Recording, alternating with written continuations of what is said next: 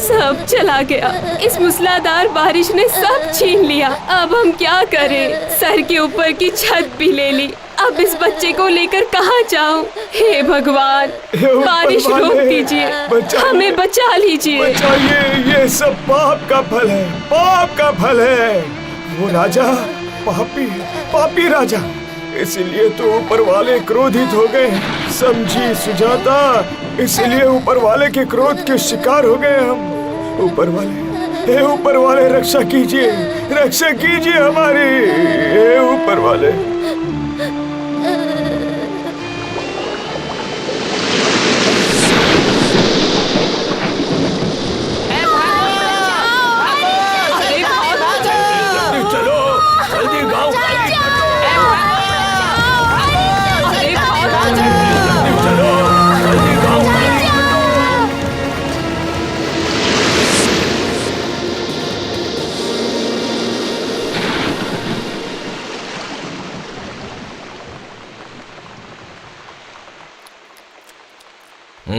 बोलो मंत्री जी, क्या समाचार लाए हो? महाराज, इस तूफान और अत्यधिक बारिश से साधारण मनुष्य बहुत बहुत ज्यादा तकलीफ में है। हमें कुछ करना चाहिए महाराज। नदी के उस पार 3-3 गांव सब पानी में बह गए हैं। मनुष्य और पशुओं में कोई अंतर नहीं है महाराज। तो तुम मुझसे क्या करवाना चाहते हो? इन बाढ़ पीड़ित प्रजा के साथ हमें खड़ा रहना चाहिए महाराज। तो क्या उनका मैं कर कुछ कम कर दूं क्या? ये आप क्या कह रहे हैं महाराज? ऐसे हालात में आपको कर माफ कर देना उचित है। मैं मदद करने के लिए, आर्थिक सहायता प्रदान करने के लिए कह रहा हूँ। अच्छा मंत्री केशव चरण, आपको क्या लगता है मेरा भंडार और कुबेर का भंडार क्या एक ही है? मैं कुछ समझा नहीं महाराज। मदद करने के लिए राजकोष में खजाना नहीं है, और फिर पहले के 1-2 दिन उन्हें कष्ट जरूर होगा, लेकिन उसके बाद सब कुछ सहने की आदत हो जाएगी। हर मनुष्य के जीवन में कष्ट होता ही है। मुझे कष्ट नहीं है क्या? मुझे कष्ट नहीं है क्या? तुम्हें कष्ट नहीं है क्या?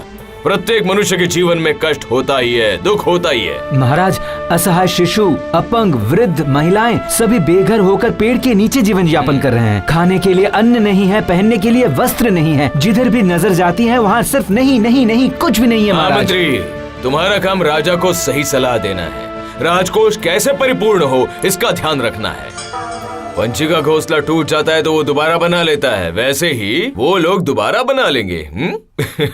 महाराज, वो विपत्ति में फंसे मनुष्य और पक्षियों की उपमा क्या आपकी नजरों में एक ही है? हाँ, एक ही है। कष्ट मनुष्य को हिम्मत वाला बनाता है, समझे? नहीं, मैं ये नहीं मानता महाराज।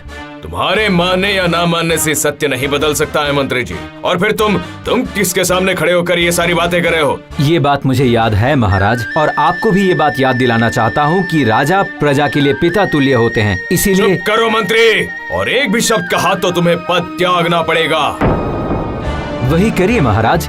ऐसे राजा के मंत्री होकर सुख भोगने से गरीब प्रजा का साथ देना मैं ज्यादा पसंद करूंगा महाराज। तुम राजद्रोही हो। तुम्हें राजद्रोह और राष्ट्रद्रोह में अंतर है महाराज। मैं राजद्रोही हो सकता हूं पर राष्ट्रद्रोही नहीं हो सकता, और उसी राष्ट्र का काम करने के लिए मैं जा रहा हूं।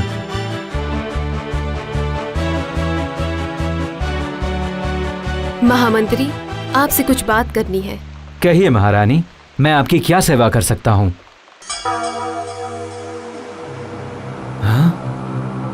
मैंने महाराजा की सारी बातें सुन ली है। इन गहनों को बेचकर प्रजा की कुछ सहायता कर लीजिए। ये इस राज्य की महारानी होने का मेरा कर्तव्य है। इस वक्त इन गहनों की आवश्यकता नहीं है महारानी। क्यों महामंत्री? इस वक्त आपके ये गहने हमारे शेष अस्त्र हैं। पहले हम खुद कोशिश करके देखेंगे, अगर असमर्थ रहें तब आपके ये गहने जरूर उपयोग करेंगे। मैं केशव चरण वचन देता हूँ, मैं कोशिश करूंगा राज्य को बचाने एवं महाराज के सम्मान को बचाने की।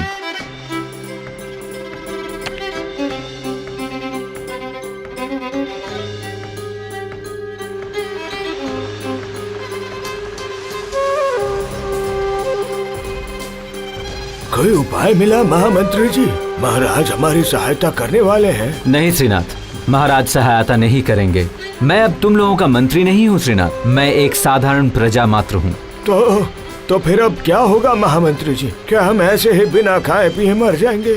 हम सब मिलकर हम सब मिलकर राजा के पास जाएंगे, उन्हें समझाएंगे। उन्हें और कोई क्या समझाएगा काका? क्या महामंत्री जी ने उन्हें समझाया नहीं होगा? हमारे राजा आँख खोलकर सो रहे हैं, उनकी नींद कौन तोड़ सकता है? ऐसा राजा हमें नहीं चाहिए, नहीं चाहिए। नहीं श्रीनाथ, ये सोच सही नहीं है। हमें राजा के विचारों को बदलना पड़ेगा।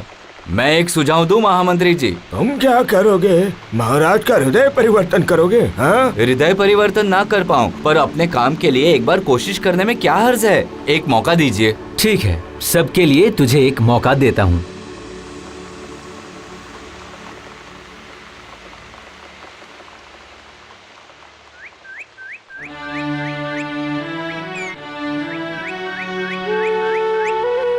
महाराज, महाराज कुछ कीजिए, वरना हम मर जाएंगे।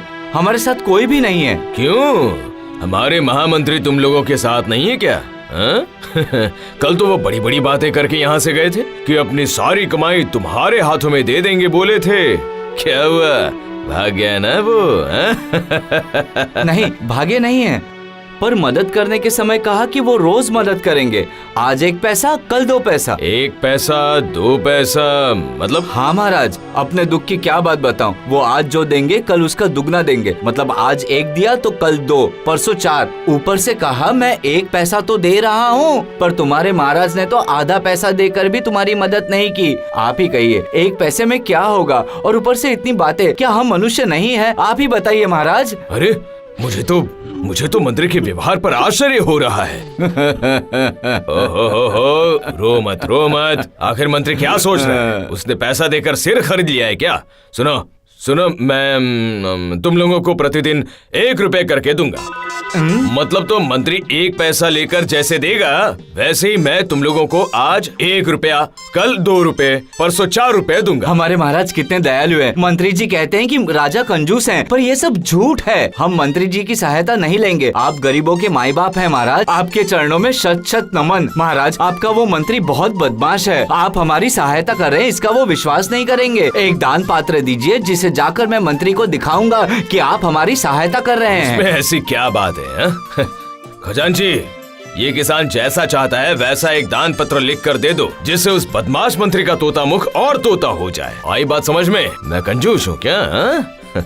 दिखाता हूँ मजाक। जय हो, हमारे महाराज की जय हो। ये दान पत्र सबको दिखाऊंगा, दिखाकर कहूंगा कि हमारे महाराज दयालु हैं। महाराज आदित्य वर्मा की जय, महाराज आदित्य वर्मा की जय। जय हो।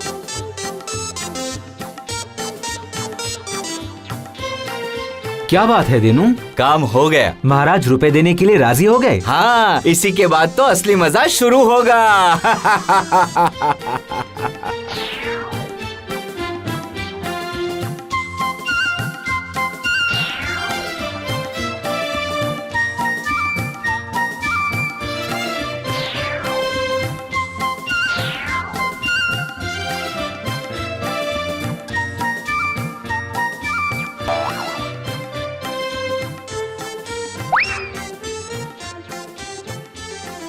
क्या कह रहे हो कोषाध्यक्ष जी? नहीं, कोई बहुत बड़ी भूल हो रही है तुमसे। जी नहीं महाराज, ये रहा हिसाब। मतलब मेरे बही खाते में प्रतिदिन का हिसाब लिखा है। आज हुए पूरे 20 दिन। ये देखिए। मेरे पास देखने के लिए समय नहीं है, मुंह से बोलिए। जी महाराज, प्रथम दिन 1 रुपए, दूसरे दिन 2 रुपए, तीसरे दिन 4 रुपए, उसके बाद 8 रुपए, उसके बाद 16, उसके बाद 32।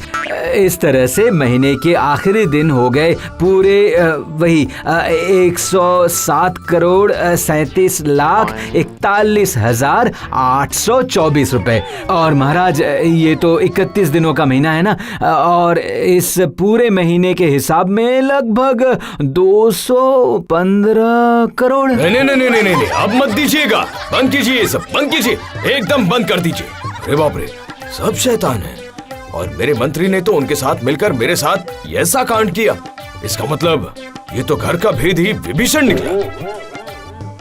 महाराज, वो दीनू किसान पूरे राज्य में आपका दान पत्र दिखाकर कह रहा है कि आप गरीबों के माँ बाप हैं। देश में ही नहीं, विदेशों में भी आपके नाम की जय जयकार हो रही है। चुप! उस किसान ने मुझे लूट लिया, मेरे राज को शून्य कर दिया और ये आए हैं मेरी जय जयकार की खबर सुनाने के लिए। महाराज की जय हो, महाराज आदित्य वर्मा की जय हो। चुप हो जाओ, चुप हो जाओ तुम लोग। मेरे विश्वास का फायदा उठाकर मुझे लूट कर मेरे कोषागार को खाली करके मेरे जले पर नमक छिड़क रहे हो। आज से सारी सहायताएं बंद। महाराज, अब आप इस दान पत्र को अस्वीकार नहीं कर सकते हैं। इसमें आपकी सील मोहर लगी है। इस दान पत्र में जो लिखा है, अगर आप वो नहीं मानेंगे तो समस्त राज्यवासियों के सामने आप उपहास का पात्र बन जाएंगे। महाराज जी, महाराज केशव चरण सही कह रहे हैं। सिर्फ अपने देश में ही नहीं, बाहर के देशों में भी आपकी इज्जत कम हो जाएगी। इससे अच्छा जैसा चल रहा है वैसा चलने दें। क्या कहते हैं महाराज? अब तो बस मात्र 6 दिन ही बचे हैं। प्रजा आपको अपने सिर पर बिठा कर रखेगी महाराज, और ये पैसे तो राज्य के कार्य में ही लग रहे हैं। जो विश्वास करने के लिए कह रहे हो, पर इतने पैसे लगने वाले हैं क्या? नहीं महाराज, इतने पैसे नहीं लगेंगे। अतिरिक्त पैसों को मैं भविष्य में राज्य के विपत्ति के लिए जमा करना चाहता हूँ। तो फिर ठीक यही होगा। महामंत्री जी, आपको मेरी बुद्धि पर संदेह था ना? देखा ना, किसान की बुद्धि किसे कहते हैं? वो तो मैं अच्छी तरह से समझ गया। जय महाराज आदित्य वर्मा की जय। जय महाराज आदित्य वर्मा की जय। जय महाराज आदित्य वर्मा की जय। हाँ।